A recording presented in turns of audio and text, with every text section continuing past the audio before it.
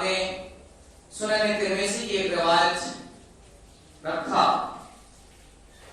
इस आयत करीमा और जो हदीस नबवी है इससे आपको अंदाजा हो गया होगा। और वैसे भी मैं गुज़िश्ता हफ्ता आपके सामने बयान किया था कि इंशाअल्लाह अगर अल्लाह रब्बुल आलमीन ने तौफीक दी तो नेक्स्ट वीक यानी आइंदा हफ्ता मैं आपके सामने तरबियत औलाद पर कुछ बातें अर्ज करने की कोशिश करूंगा। तो मैं आज के खुतबा में इंशाअल्लाह कोशिश करूंगा कि आपके सामने तरबियत औलाद पर कुछ बातें रख सकूं। अल्लाह रब्बुल आलमीन से दुआ हूं कि अल्लाह हमें और आपको सही बोलने, किताब और सुन्नत के मुताबिक बोलने और किताब और सुन्नत पर अमल करने की तौफीक अता फरमाए, आमीन। कबल इसके कि मैं अपने मौजू की वजाहत करूं, मैंने जो सूरह अनफाल की आयत नंबर 28 की तिलावत की है उनका तर्जमा और उन पर थोड़ा सा गौर कर लेते हैं, तो फिर हमें अपने मौजू की समझने में और हमें भी अपने मौजू की वजाहत करने में आसानी होगी। आइए इस आयत करीमा के अंदर अल्लाह रब्बुल आलमीन इरशाद फरमाता है, या अय्युहल्लज़ीना आमनू, ऐ ईमान वालो, अहले ईमान को मुखातब करते हुए इरशाद फरमाता है, ऐ ईमान वालो, ला तखूनू अमी अल्लाह और उसके रसूल की अमानत पर, अल्लाह और उसके रसूल के ताल्लुक से खयानत ना करो। ला तखूनुल्लाह व रसूला, अल्लाह और उसके रसूल की हुक्म के अंदर खयानत ना करो। व तखूनु अमानतकुम, और ये खयानत ना करना ये तुम्हारी अमानत है। एक दूसरी जगह अल्लाह रब्बुल आलमीन और इस आयत करीमा के अंदर जो बातें अल्लाह रब्बुल आलमीन ने बयान फरमाया वो अमानत में खयानत ना करने का हुक्म दिया है।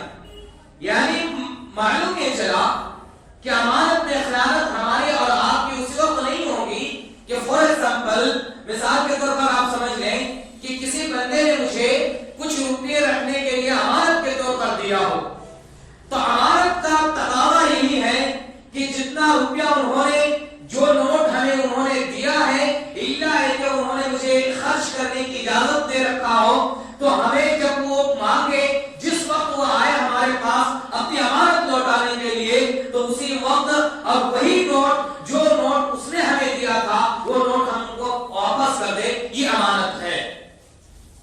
इल्ला है कि उन्होंने हमें अगर खर्च करने की इजाजत दिए हो तो हम उनको खर्च करें, तो उसके बदले में दूसरे नोट दे।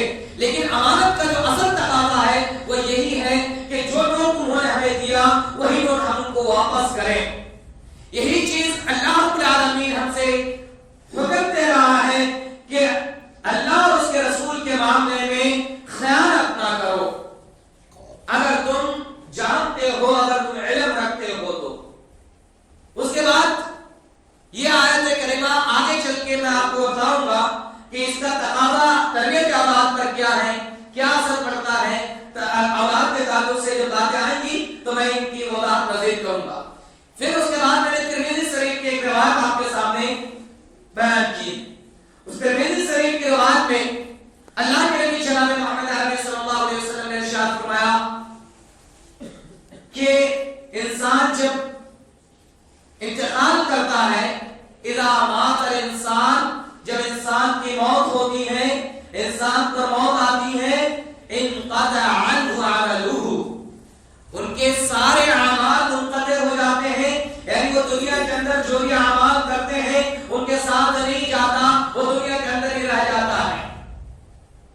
इल्ला मिन सलास, सिवाय 3 चीजों के। यानी अगर वो 3 ऐसे काम करके जाएं, 3 चीजें ऐसी हैं जिनका सवाब, जिनका उनको फायदा मरने के बाद भी मिलता है, वो क्या है? सदक़तुल जारियतुन, एक सदका जारिया है, और इल्मुन युंतफ़अ बिही, और एक ऐसा इल्म जो खुद को भी नफा पहुंचाए और लोगों के लिए भी फायदेमंद साबित हो। व औलादुन सालिहुन यद'उ लहू, और तीसरा औलाद, नेक औलाद है जो उनके लिए उनके मरने के बाद उनके ताल्लुक से मग़फ़िरत की دعائیں کریں گے.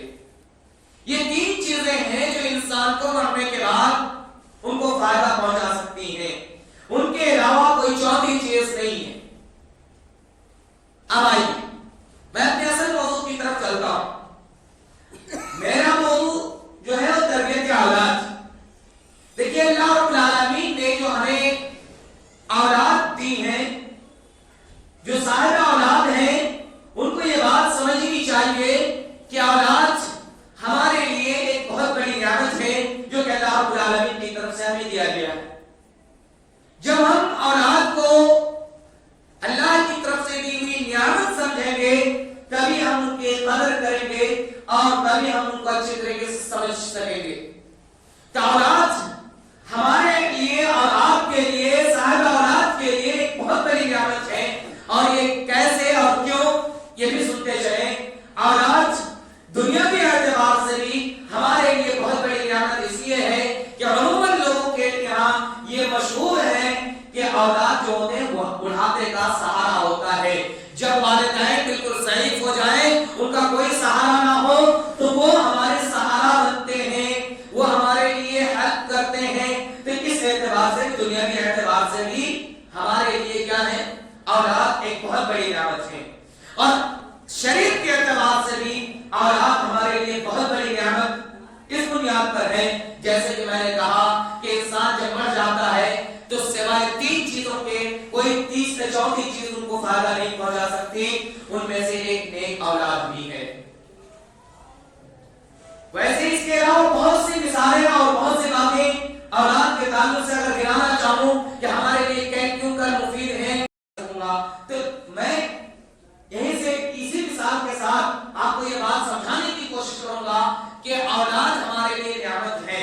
لیکن یہ بات یہ بھی یاد رکھیں، جہاں اولاد ہمارے لیے نعمت ہے وہی اولاد اور ہمارے لیے دشمن بھی ہے. جیسے کہ اللہ رب العالمین نے ایک دوسری جگہ ارشاد فرمایا ہے کہ انما اموالکم واولادکم فتنہ، اور ایک دوسری جگہ اللہ رب العالمین نے یہ بھی بیان کیا ہے کہ بے شک تمہاری بیویاں، تمہاری عورتیں اور تمہاری اولاد تمہارے دشمن ہیں. فاحذروا، تم اس سے ڈرے رہو، اس سے بچے رہو. اولاد کو جہاں اللہ رب العالمین نے ہمارے لیے نعمت قرار دیا، وہی اولاد کو اللہ رب العالمین نے ہمارے لیے دشمن بھی قرار دیا. اب یہ دشمن کیسے ہیں، فتنہ کیسے ہیں، اس کی وضاحت کرنے سے پہلے میں بخاری شریف کی ایک روایت آپ کے سامنے رکھنا چاہوں گا. نبی کریم صلی اللہ علیہ وسلم نے بیان فرمایا کل مولود یولد علی الفطرہ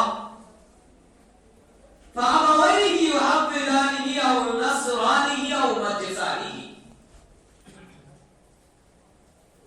تمام کے تمام بچے جو پیدا ہوتے ہیں وہ فطرت اسلام پر پیدا ہوتے ہیں، اپنی فطرت پر پیدا ہوتے ہیں.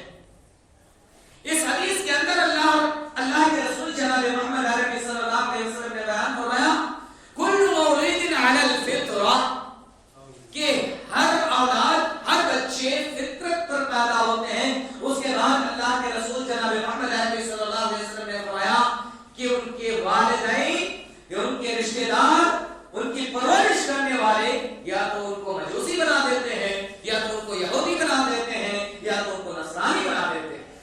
یہاں پہ غور کرنے کی بات یہ ہے کہ یہودی بنانے کا تذکرہ اللہ کے رسول صلی اللہ علیہ وسلم نے فرمایا، مجوسی بنانے کا تذکرہ کیا کہ ان کے والدین ان کو مجوسی بنا دیتے ہیں، ان کے والدین ان کو یہودی بنا دیتے ہیں، ان کے والدین ان کو نصرانی بنا دیتے ہیں، لیکن اسلام کا تذکرہ نہیں کیا. تو گویا کہ معلوم یہ چلا کہ اسلام پر ہی اولاد کی پیدائش ہوتی ہے.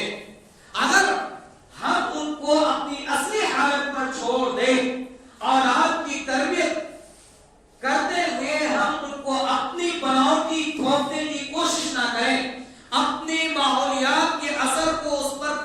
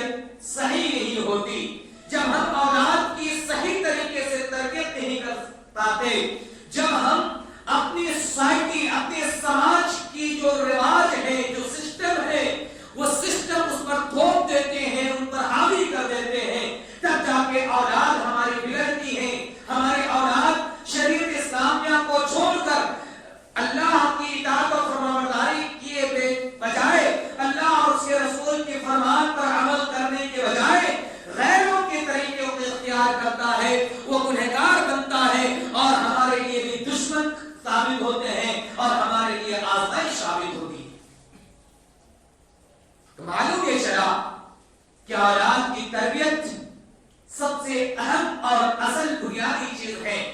اگر ہم اولاد کو صحیح تربیت دیں، اگر ہم اولاد کی صحیح تربیت کر لے جائیں تو یہی اولاد ہمارے لیے نعمت بھی ہے.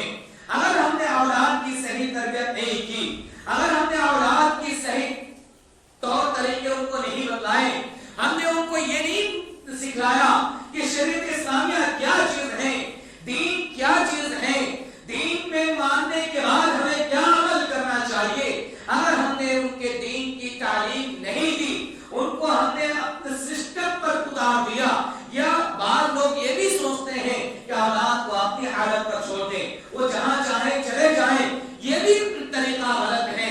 اگر ہم نے اولاد کو ایسی ہی چھوڑ دیں، ان کی اصلی ایسی چھوڑ دیں کہ وہ جہاں چاہیں چلے جائیں، تو ایسا پھر ہوگا کہ وہ ماحول میں رہیں گے، ماحول کے سوسائٹی کے لڑکے کے ساتھ رہیں گے، سوسائٹی والے کے ساتھ اپنی زندگی بسر کریں گے. تو جیسے سوسائٹی کرے گی ویسے ہی میری اولاد بھی کرے گی، صاحب اولاد کی اولاد بھی کرے گی. تو پھر وہ دین سے راج کر جائیں گے، دین اسلام کو نہیں سمجھ پائیں گے، اور پھر